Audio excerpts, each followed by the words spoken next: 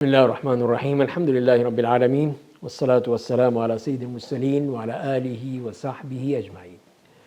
گزشتہ پروگرام میں ہم بات کر رہے تھے کہ وہ کون سے دلائل ہیں جس سے سنت کی حجیت ثابت ہوتی ہے، کہ وہ دلیل ہے، وہ حجت ہے۔ جیسے قرآن ہے، اسی طرح حدیث کے بارے میں بھی ہمیں اس کا یقین ہو جائے کہ یہ بھی اسی طرح حجت ہے، دلیل ہے۔ اور اس پر ہم نے کچھ دلائل بیان کیے تھے جس میں عصمت نبوی ہے، اور دوسری بات ہے کہ اس حدیث کی حفاظت کی ضمانت اللہ نے خود لی ہے اور اس کے لیے نظام دیا ہے، جس میں سے ایک نمایاں چیز وہ اسناد حدیث ہے، وہ روایت حدیث ہے۔ تو تین چیزوں کا ہم نے ذکر کیا تھا گزشتہ پروگرام میں۔ آج کے پروگرام میں ہم دیکھتے ہیں کہ رسول اللہ صلی اللہ علیہ وسلم پر جو ہمیں کہا گیا ہے کہ ایمان کامل،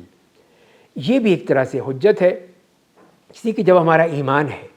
کہ نبی کریم صلی اللہ علیہ وسلم نے جو کچھ کہا ہے وہ ہم قبول کریں گے، اس کی تصدیق کریں گے، اس کو ہم پوری طرح حرز جاں بنا دیں گے، تو پھر ہمیں کسی قسم کا کوئی شک باقی نہیں رہتا۔ تو یہ ایمان کامل جو ہے، یہ بھی اس بات کی دلیل ہے کہ ہم نبی کریم صلی اللہ علیہ وسلم کی ہر بات کو قبول کریں۔ اسے قرآن نے کہا ہے کہ انما المؤمنون الذین آمنوا باللہ ورسولہ وإذا كانوا معه على أمر جامع لم يذهبوا حتى يستأذنوه،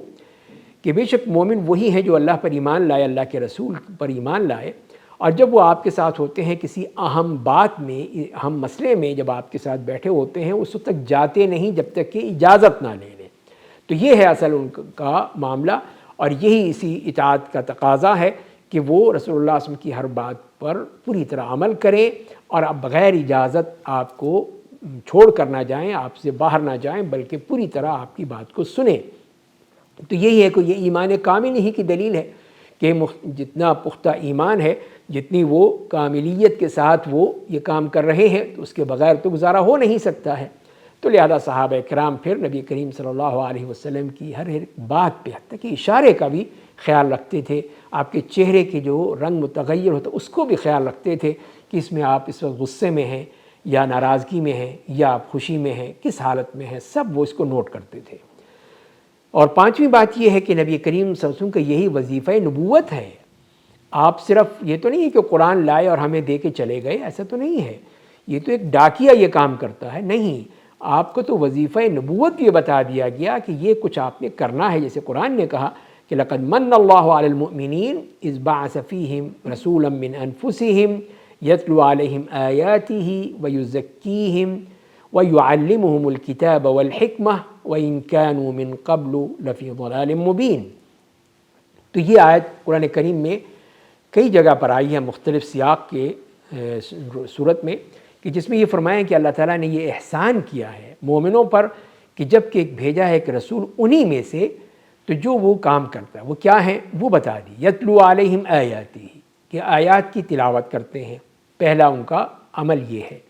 دوسرا ہے وَيُزَكِّيهِمْ، ان کا تزکیہ کرتے ہیں، ان کو جاہلیت کی جتنی بھی خرافات ہیں، بدعات ہیں، غلط باتیں ہیں، ان سب سے پاک کر دیتے ہیں۔ اور اس کے بعد فرمایا کہ وَيُعَلِّمُهُمُ الْكِتَابَ، ان کو کتاب کی تعلیم دیتے ہیں۔ تلاوت الگ چیز ہے، پھر تعلیم الگ چیز ہے۔ تو يُعَلِّمُهُمُ الْكِتَابَ اور وَالْحِكْمَةَ، اور چوتھی چیز یہ ہے کہ تعلیم حکمت۔ تعلیم حکمت کیا ہے؟ یہی وہ سنت کی تعلیم ہے، جبکہ اس سے پہلے وہ کھلی ہوئی گمراہی میں پڑے ہوئے تھے۔ تو یہاں پر دیکھ لیجئے کہ یہ نبی قسم کے چار یہ وظائف نبوت بیان کر دیے گئے، جس میں فرمایا گیا کہ تلاوت آیات، پھر تزکیہ، اور تیسری چیز تعلیم کتاب، اور چوتھی چیز تعلیم حکمت۔ تو یہ ظاہر ہے کہ نبی کریم صلی اللہ علیہ وسلم کے وظائف نبوت ہیں، اس کے بغیر آپ کی نبوت کا کام پورا نہیں ہوگا، اور آپ نے یہ کام کیا۔ آپ نے اسی طرح جو قرآن کریم نازل ہوتا تھا، آپ اس کی تلاوت فرماتے تھے، صحابہ کرام سنتے تھے، جو لکھنے والے لکھ لیتے تھے، یاد کرنے والے یاد کر لیتے تھے، اور قرآن کریم اس طرح محفوظ ہوتا چلا گیا۔ اور دوسری بات ہے وہ تزکیہ، جیسے میں نے عرض کیا کہ جاہلیت کی جتنی بھی عادات تھیں، اس کی جتنے بھی مسائل تھے، سب آپ نے ختم کر دیے، بتا دیا ان کو کہ یہ کام تم نے نہیں کرنے ہیں، یہ سب جاہلیت کی باتیں ہیں، غلط باتیں ہیں، اللہ اور اس کے رسول کے حکم ان پر نہیں ہے، ان سب سے تم نے بچنا ہے۔ تو لہذا جو ایک ایک چیز جو ہے اس سے پاک کر دیا، جس کی ایک مثال چھوٹی سی ملتی ہے کہ جب کہ حضرت ابو ذر رضی اللہ تعالیٰ عنہ یہ کہہ دیا حضرت بلال سے کہ یبن السودا، اے کالی کلوٹی کے بیٹے، تو نبی کریم صلی اللہ علیہ وسلم کتنا ناراض ہوئے اس پر، اور آپ نے کہا ہے ابو ذر تم میں اب تک جاہلیت کی خصلت موجود ہے؟ تو یعنی یہ بتائے کہ تو جاہلیت کی باتیں کسی کو ہم اس طرح تانا دیں، گالی دیں، برا بھلا کہیں، اس کی خاص کسی رنگ پہ یا کسی اس خصال پہ اس کے اوپر ہم کوئی اعتراض کریں، تو یہ جاہلیت کی باتیں ہیں، تو ہمیں منع کر دیا گیا۔ تو اس طرح آپ تربیت فرماتے تھے صحابہ کرام کی کہ ان کا تزکیہ ہو جائے۔ اور چوتھی بات پھر تعلیم کتاب ہے کہ قرآن کی تعلیم وہ کیسے دی آپ نے، ان کو قرآن کریم سکھایا ہے، بتایا ہے، قرآن کے احکام بتائے ہیں، اس پر عمل کرنا سکھایا ہے کہ قرآن کریم کی آیات ہیں ان پر عمل کیسے کرنا ہے، وہ سب آپ نے کر کے دکھایا۔ اور پھر تعلیم حکمت، تو یہ آپ کی جو سنت تھیں، آپ کے فرامین، آپ کے ارشادات، یہ تمام اس میں شامل ہو جاتے ہیں۔ اس کی تعلیم دی، وہ چیزیں بتائیں جہاں قرآن کریم نے کوئی اجمالی بات بتائی، یہ مختصر بات بتائی، اس کی تفصیل آپ نے بتائی، اس پہ عمل کر کے دکھایا، تو یہ بھی تعلیم سنت میں آ جاتا ہے۔ اور چھٹی بات یہ ہے کہ ہمیں یہ کہا گیا کہ اختلاف کی صورت میں تم نے رسول اللہ صلی اللہ علیہ وسلم کی طرف رجوع کرنا ہے، ان کی طرف جانا ہے، جیسے قرآن نے کہا کہ مختلفتم فیہ من شیء فحکمہ الی اللہ، کہ جس چیز میں تمہیں اختلاف ہو جائے تو اس کا حکم اللہ کی طرف لے جاؤ اور وہاں سے معلوم کرو۔ اور پھر سورہ نساء میں فرمایا گیا فَإِن تَنَازَعْتُمْ فِي شَيْءٍ فَرُدُّوهُ إِلَى اللَّهِ وَالرَّسُولِ، اگر تمہیں کسی چیز میں بھی اختلاف پیدا ہو جائے، تنازع پیدا ہو جائے، تو اللہ کی طرف، اللہ کے رسول کی طرف لوٹا دو، ان کی طرف لے جاؤ اور ان سے دیکھو کہ وہ کیا کہتے ہیں، قرآن کیا کہتا ہے، رسول اللہ کیا فرماتے ہیں، اس طرح تمہارے یہ مسائل حل ہو جائیں گے۔ اور سورہ احزاب میں جو فرمایا کہ وَمَا كَانَ لِمُؤْمِنٍ وَلَا مُؤْمِنَةٍ إِذَا قَضَى اللَّهُ وَرَسُولُهُ أَمْرًا أَن يَكُونَ لَهُمُ الْخِيَرَةُ مِنْ أَمْرِهِمْ وَمَن يَعْصِ اللَّهَ وَرَسُولَهُ فَقَدْ ضَلَّ ضَلَالًا مُبِينًا، کہ کسی بھی مومن مرد یا اور مومن عورت کے لیے یہ جائز نہیں ہے،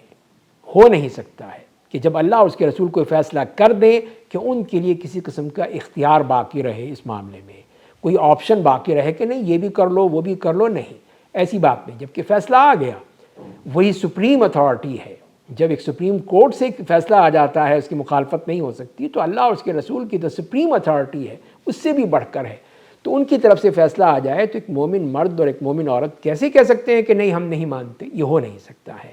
تو اسی لیے فرمائیں کہ ان کے لیے کسی قسم کی کوئی بھی اختیار باقی نہیں رہا، اور جو بھی اللہ اور اس کے رسول کی نافرمانی کرے گا کہ وہ بہت ہی کھلی ہوئی گمراہی میں پڑ جائے گا۔ تو گمراہی ہی گمراہی ہے کہ وہ اللہ اور اس کے رسول کی بات کو چھوڑ کر ہم اپنی باتیں لے آئیں اور اپنی باتوں پر عمل کریں، تو یہ ہمارے لیے پھر وہ جائز نہیں ہے۔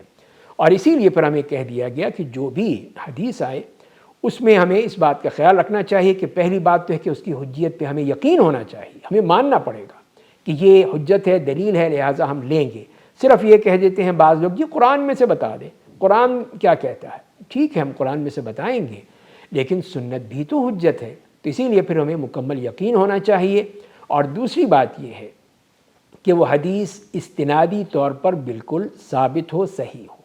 اس کا ثبوت جو ہے وہ ہمیں دیکھنا ہوگا کہ کیا وہ سند کے لحاظ سے صحیح ہے، قابل قبول ہے، تو ہم اس کو قبول کر لیں گے۔ تو لہٰذا دو باتوں کا خیال رکھنا ہوگا کسی بھی سنت کو قبول کرنے کے لیے۔ اللہ تعالی ہمیں سمجھنے اور عمل کرنے کی توفیق عطا فرمائے۔